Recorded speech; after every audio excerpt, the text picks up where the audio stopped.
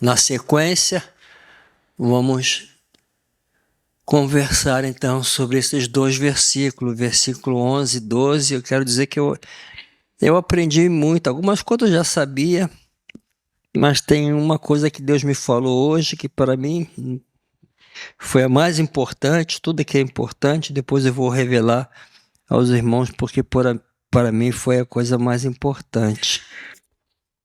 Mas diz assim: porque aos seus anjos dará ordem a teu respeito, para te guardarem em todos os teus caminhos. Eles te sustentarão nas suas mãos, para que não tropeces com o teu pé em pedra alguma.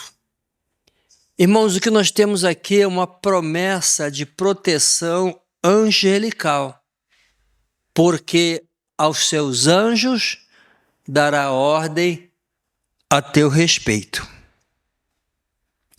Agora, devemos lembrar que as promessas contidas neste salmo, como já dissemos anteriormente, elas são para os que habitam no esconderijo do Altíssimo.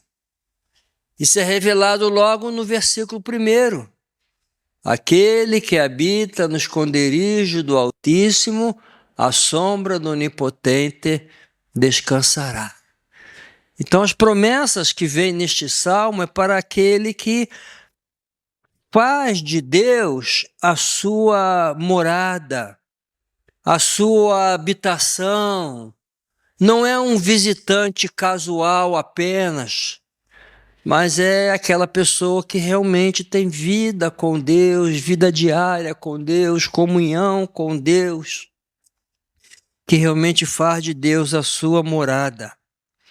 E o que esse texto está a dizer-nos é que os anjos são diáconos de Deus, são servos de Deus, ministros de Deus debaixo das ordens de Deus, e com uma finalidade. Que às vezes nós pensamos nos anjos lá no céu, só a adorar a Deus, a louvar a Deus. Sim, eles estão lá a formar um grande coro angelical, mas eles têm uma função, uma tarefa específica. Eles são ministros de Deus para quê?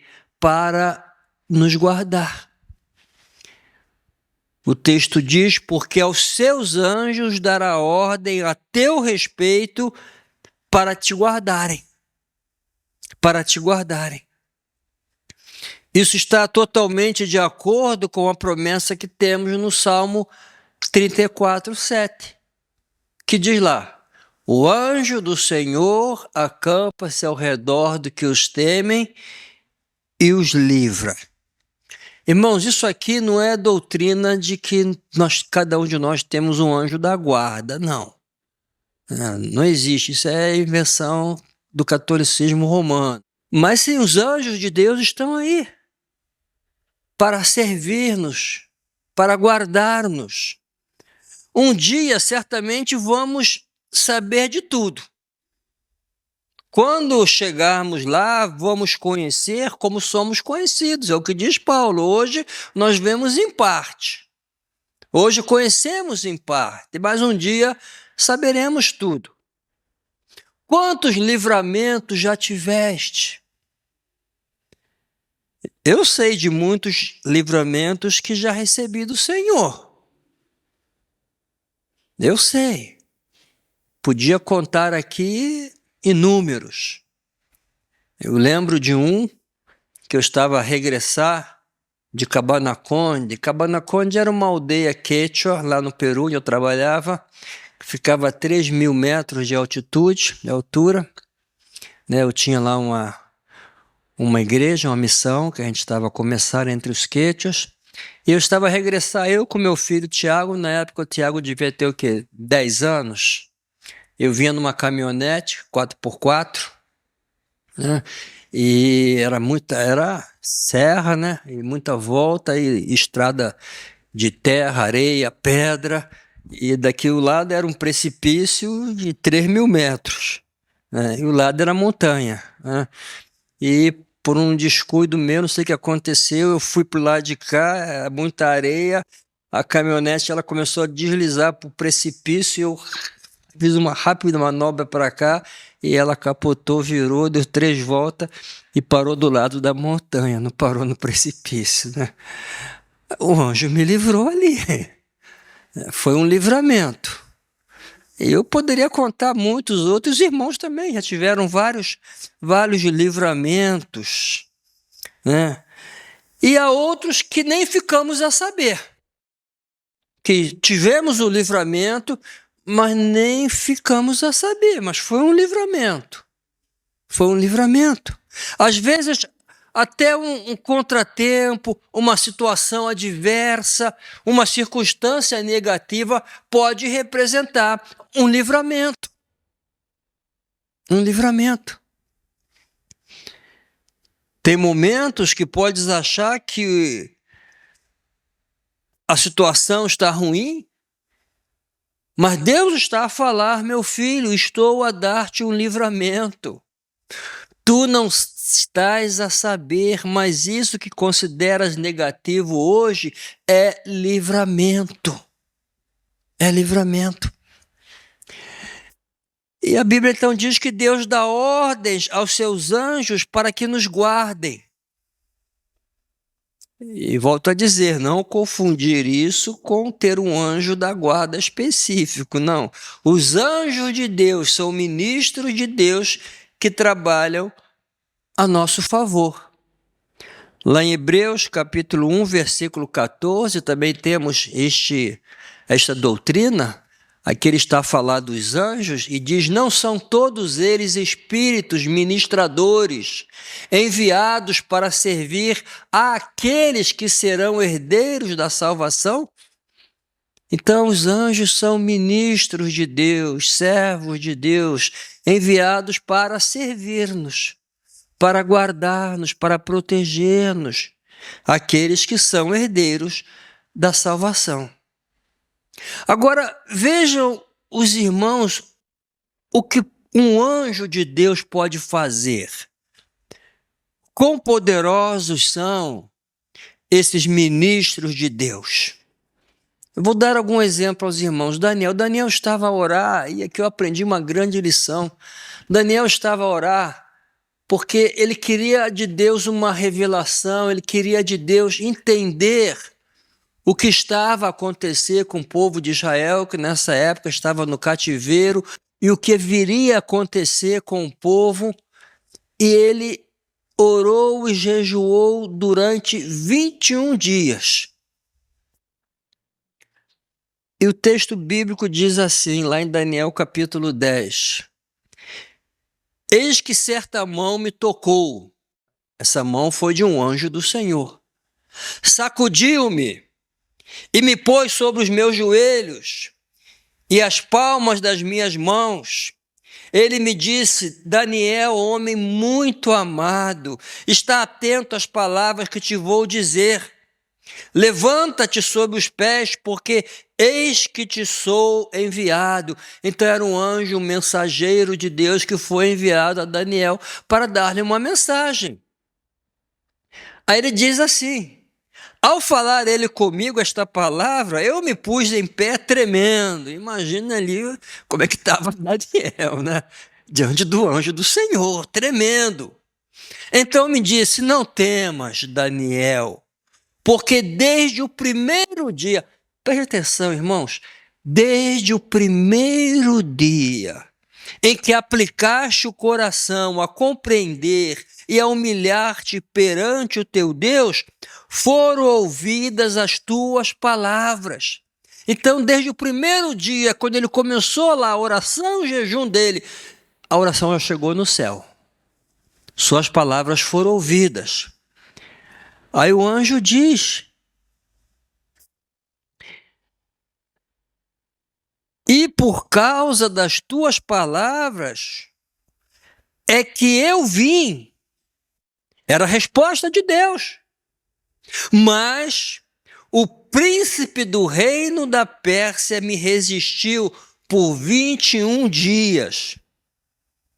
Porém, Miguel, um dos primeiros príncipes, veio para ajudar-me e eu obtive vitória sobre os reis da Pérsia. Agora vim para fazer-te entender o que há de suceder ao teu povo nos últimos dias, porque a visão se refere a dias ainda.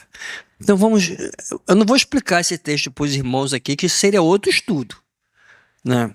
E meu objetivo não é explicar essa passagem, porque ia demandar muito tempo, mas eu estou a usá-la para ilustrar que há uma batalha no reino espiritual, uma batalha invisível, uma batalha até para impedir que a resposta de Deus às nossas orações cheguem até nós. Esse príncipe da Pérsia é Satanás, é demônio, Satanás e os seus demônios, que estavam ali a lutar com aquele anjo, a tentar impedir que a resposta à oração chegasse até Daniel. E o anjo já estava ali a lutar durante 21 dias, porque Daniel continuou a orar. Até que Deus disse, então vou mandar agora um anjo mais forte, vai lá, Miguel. Aí Miguel foi, acabou com a festa, acabou com a briga, venceu aqueles demônios, e o anjo então, ele disse, aí eu venci e cheguei aqui com a resposta de Deus. Irmãos, Daniel estava há 21 dias em jejum e oração, a orar para que Deus lhe desse entendimento sobre as coisas que estavam a acontecer e que ainda iriam acontecer com o povo de Deus. Desde o primeiro dia que começou a orar e a jejuar, suas palavras foram ouvidas e Deus deu a ordem ao anjo para que fosse até Daniel com a resposta. Mas Satanás lhe resistiu por 21 dias, até que Deus enviou outro anjo mais poderoso, Miguel. Aqui podemos aprender, e essa foi a grande lição que eu aprendi, sobre a importância da oração perseverante. Irmãos, às vezes a resposta custa chegar porque é uma batalha lá em cima. Há uma batalha no reino espiritual que a gente não sabe. Mas esse texto revela isso. Agora imagine se Daniel, no 10º dia de jejum e oração, tivesse desistido. Não chegou a resposta até agora, é porque não virá. Aí o anjo ia voltar para o céu sem resposta, porque Daniel parou de clamar, Daniel parou de orar. Mas não, foram necessário ele perseverar 21 dias. E no 21º dia, então, Deus mandou Miguel, e Miguel foi lá, acabou com a festa de Satanás e os demônios, e aquele anjo que veio com a resposta foi liberado. Isso nos ensina, assim, irmãos, a perseverar em oração. Eu lembrei do irmão Marcos, eu falei, Deus, será que tem algum demônio aí querendo impedir que a resposta chegue? Satanás com seus demônios, então eu vou continuar a orar. Eu não vou desistir. Quem sabe Deus não tem que mandar um Miguel para liberar a resposta. Então, irmãos, perseveremos em oração. Perseveremos, porque se Daniel tivesse desistido, ele não teria recebido a resposta. Outro exemplo do que os anjos podem fazer por nós e do quão poderosos eles são. Houve uma ocasião em que o poderoso exército assírio cercou Jerusalém com 185 mil soldados. Naquela época, Jerusalém não tinha nem 185 mil habitantes. Então eram mais soldados bem armados do que os habitantes daquela cidade. Já imaginou? Mais do que um soldado fortemente armado para cada habitante da cidade. Não teria nenhuma chance. E o rei ainda mandou um recado afrontoso para Ezequias. Ezequias, pode se render, porque não tem Deus que o livre das minhas mãos. Ninguém resiste ao meu poder militar. Foi o que o rei mandou dizer a Ezequias. E Ezequias ficou desesperado, porque não tinha tempo, não tinha recurso, nem homens para resistir àquela invasão. Aí o que faz Ezequias? Ele vai apresentar o caso ao profeta Isaías. Isaías levou o caso para Deus. E Deus disse: meu filho, fica tranquilo, porque essa batalha não é tua, é minha. Deixa comigo. Essa batalha não é tua. Deixa comigo. E Deus mandou um único anjo. Não é essa passagem não, irmão. Essa já é outra história. E Deus mandou um único anjo, um único anjo. E esse único anjo matou 185 mil soldados assírios ao redor de Jerusalém. Um anjo apenas. Não foi nem uma legião, foi um anjo. A gente vê o poder desses anjos que estão aqui para servir-nos. Os irmãos se lembram também da cena de Eliseu? O rei da Síria enviou um exército a Israel para capturar Eliseu. Ele queria prender Eliseu, por quê? Porque o rei da Síria fazia planos para invadir Israel. Deus revelava a Eliseu quais eram os planos, Eliseu ia e contava ao rei de Israel. Aí ele já se preparava. Então o rei da Síria pensou assim: deve ter algum espião aqui entre nós. Porque todos os meus planos o rei de Israel fica a saber. E alguém disse: não, senhor, é que lá tem um profeta. E todos os planos que o rei faz aqui, Deus revela ao profeta, e o profeta vai e conta para o rei de Israel. Aí ele se enfureceu: então traz esse profeta aqui, eu vou cortar a cabeça dele. Né? Então o rei da Síria enviou um exército a Israel para capturar Eliseu. Aí o que diz a história?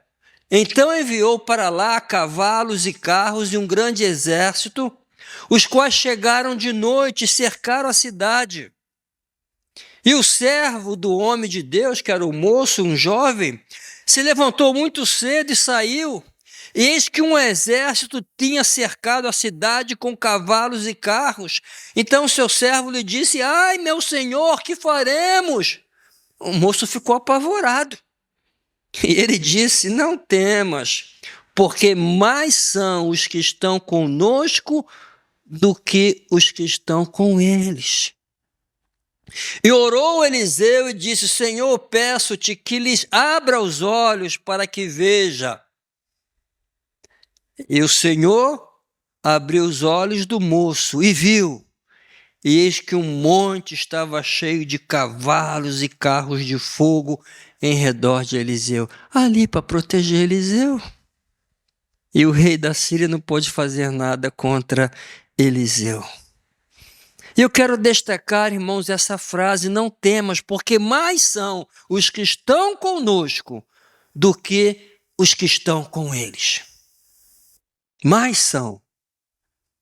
Deus deu ao servo de Eliseu a visão de um exército celestial que estava ali para proteger a cidade. Agora, irmãos, se formos olhar do ponto de vista estatístico, só estatístico, e se eu vou entender Apocalipse 12, versículo 3 e 4, literalmente, porque lá literalmente diz que quando o dragão, a antiga serpente, Satanás, foi precipitado do céu, ele rebelou-se contra Deus, era o anjo Lúcifer, e ele foi expulso, foi precipitado do céu. Diz que ele arrastou 1/3 das estrelas, que aqui eram anjos. Satanás, irmãos, ele foi capaz de enganar 1/3 dos anjos. Imagine nós. Eram anjos celestiais puros. Sabe que tem uma pena desses anjos? Que agora são demônios, que foram enganados por Satanás. Eu tenho pena deles, mas foram enganados. E diz então que ele arrastou 1/3 das estrelas. Se 1/3 caiu, nós temos 2/3, que são anjos de Deus, que não caíram e que estão a nosso serviço. Então, mais são os que estão conosco do que os que estão com eles. 1/3 caiu, mas 2/3 continuou. E esses 2/3 são anjos de Deus. Esse 1/3 é anjo do demônio, não tem poder. Tem um poder limitado. Vai até onde Deus permite. Mas não tem nenhum poder contra os anjos do Senhor. Agora, notem uma coisa importante no texto. Porque aos teus anjos dará ordens a teu respeito para que te guardem em todos os teus caminhos. Isso faz os irmãos lembrar alguma coisa? Esse texto foi usado por Satanás para tentar Jesus. Os irmãos lembram quando ele levou Jesus lá para cima do pináculo e disse: olha isso aí, né? Se tu és mesmo o filho de Deus, joga-te daqui abaixo. Ele queria que Jesus usasse o poder ou essa promessa para uma exibição, né? Porque está escrito: aos seus anjos dará ordem a teu respeito. E Jesus respondeu: não tentarás o Senhor teu Deus. E por que Jesus deu essa resposta? Então, irmãos, Satanás ele é capaz até de usar a palavra de Deus para enganar. E usa. Existe aí uma versão da Bíblia, tradução Novo Mundo. Ali para mim é palavra de Satanás, não é de Deus. Porque está cheio de heresia ali. No princípio era a palavra estava com Deus e a palavra era Deus com D minúsculo. É palavra de demônio isso, porque nega a divindade de Jesus. Palavra de Deus na boca do diabo não é palavra de Deus, é palavra do diabo. Sabe por quê, irmãos? Porque o diabo ele é um péssimo intérprete da palavra. Na verdade, ele é muito bom em distorcer a palavra. E sempre que cita a palavra, ou acrescenta ou tira alguma coisa. Ou acrescenta ou tira. Lá no Éden, os irmãos lembram? Ele chegou para Eva e perguntou assim: é assim que Deus disse? Não comerás de toda a árvore do jardim. Deus disse isso? Não comerás de toda a árvore? Não, ele distorceu. Deus disse: comerás de toda, menos uma. Então Deus havia falado que de toda a árvore do jardim podia comer, mas o diabo foi e distorceu a palavra de Deus. Onde Deus botou um sim, ele botou um não. Ele acrescenta o que Deus falou, torceu, portanto, a palavra de Deus. Quando o diabo vai citar esse texto para Jesus, a levar ao pináculo do templo, o que ele omitiu desse texto? Ele omitiu. Qual frase que ele omitiu desse versículo? Ele disse apenas isso, porque está escrito: aos seus anjos darás ordem a teu respeito, para que te guardem, ponto. Ele omitiu: em todos os teus caminhos. Essa parte ele omitiu.